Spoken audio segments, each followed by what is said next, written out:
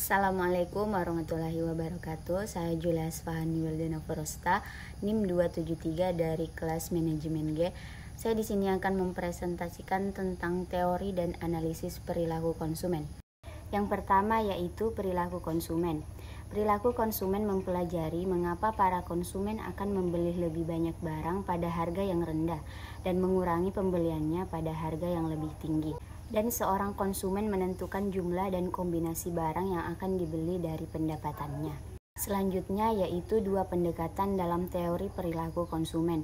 Yang pertama, pendekatan utility atau nilai guna, cardinal atau marginal utility, yaitu bertitik tolak pada anggapan bahwa kepuasan utility setiap konsumen dapat diukur dengan uang atau dengan satuan lain.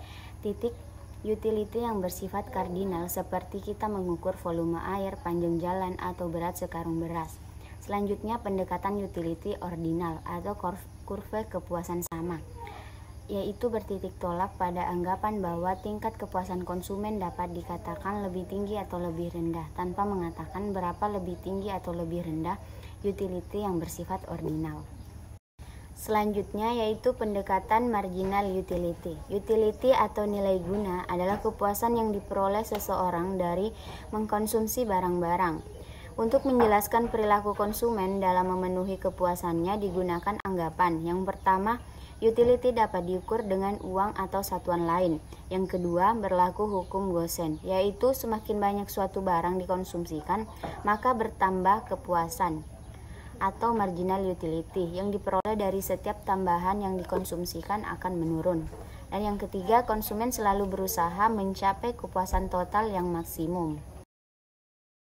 Selanjutnya yaitu pendekatan kurva kepuasan sama atau indifferent curve. Pendekatan marginal utility dinilai mempunyai kelemahan karena menganggap nilai utility atau kepuasan dapat diukur dengan angka-angka. Kepuasan adalah sesuatu yang tidak mudah diukur sehingga tidak mungkin diukur dengan angka. Selanjutnya kurva kepuasan sama.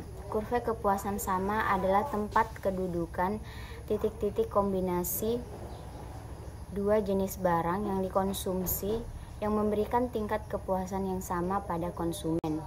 Oleh karena itu, untuk menggambarkan kurva kepuasan sama, perlu dianggap bahwa seorang konsumen hanya mengonsumsi dua jenis barang saja.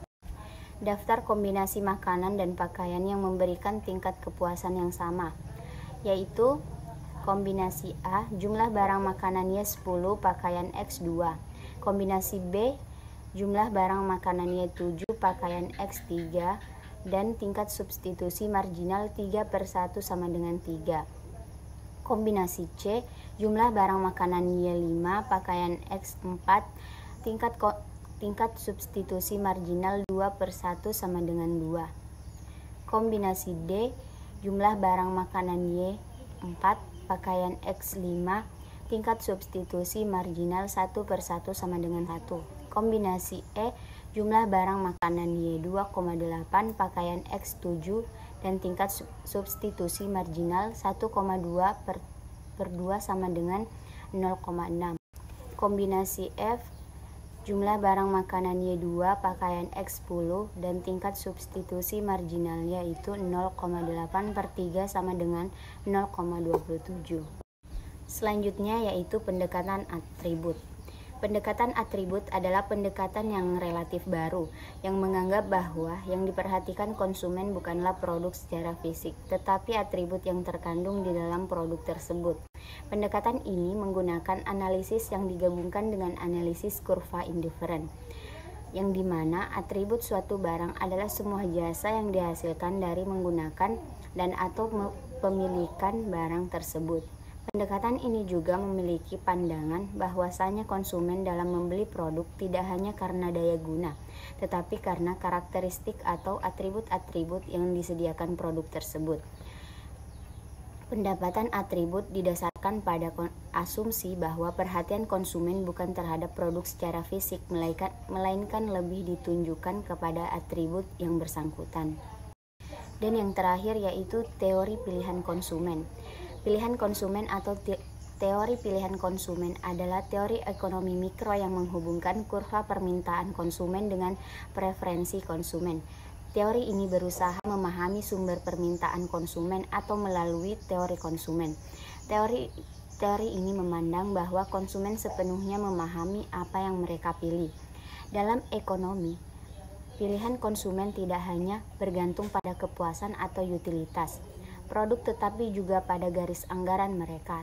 Dengan demikian, pilihan konsumen yang optimal adalah ketika produk yang dipilih memberikan kepuasan maksimum dan terjangkau dengan uang mereka.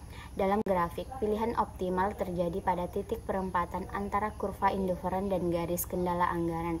Kami menyebut titik keseimbangan konsumen. Dalam teori pilihan konsumen, kita juga diajarkan untuk meneliti bagaimana konsumen memutuskan produk mana yang akan dibeli atau dikonsumsi. Cukup sekian presentasi yang dapat saya sampaikan, kurang lebihnya mohon dimaafkan. Saya akhiri, wassalamualaikum warahmatullahi wabarakatuh.